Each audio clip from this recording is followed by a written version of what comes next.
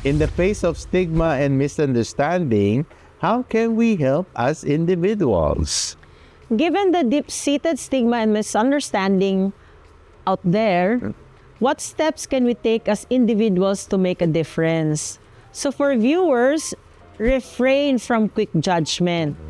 Listen first to the story, not the stereotype. And remember, everyone comes from different walks of life.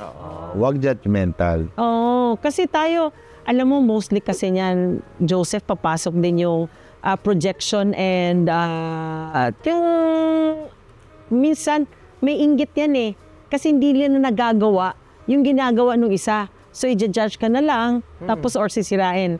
Another thing also, merong iba na sobra naman silang conservative na parang feeling nila, pag anything na hindi mo sang-ayon sa kanila, masama ka na rin. Pero human nature yan eh. Wala na. Talagang ito na yung panahon na lahat ng tao nag-e-enjoy judging other people. So they tend to feel that safe space sila, proper sila, maayos sila. Di ba? Yung parang gano'n. Parang sila lang magaling. Sila lang magaling, sila lang ang malinis. Ito yung mga to.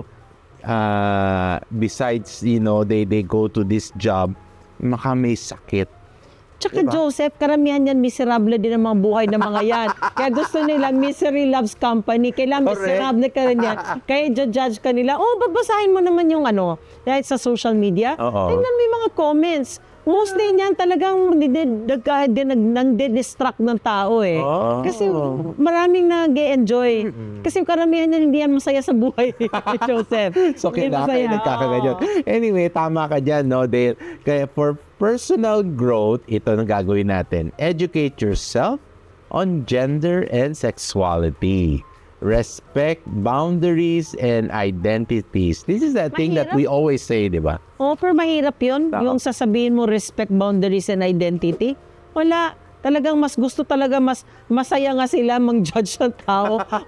Mas masaya sila na nang iinsulto or yun. Parang karamihan lang sa kanila.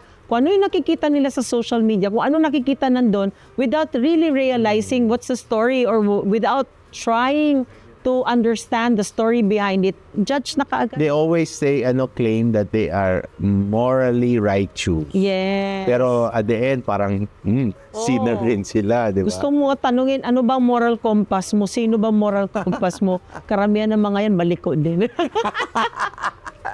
And to those who may find themselves relating to the stories we shared tonight, your safety matters, your mental health matters. You deserve support without shame.